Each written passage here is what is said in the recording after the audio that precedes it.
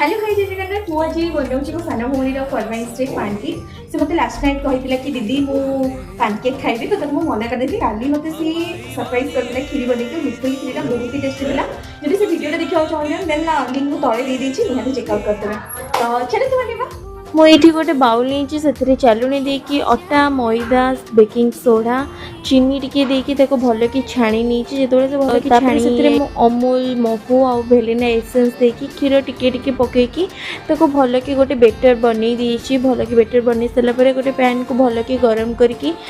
तेल कि बटर मुझे किसी लगेनी नॉर्मल नॉनस्टिक पैन रे ही पकई देचे डायरेक्ट 2 मिनट पर पुणी फ्लिप करके टिके आरपटा को भी भल कि सेकी नहीं देन से न्यूट्रेला टिके लगे सर्व कर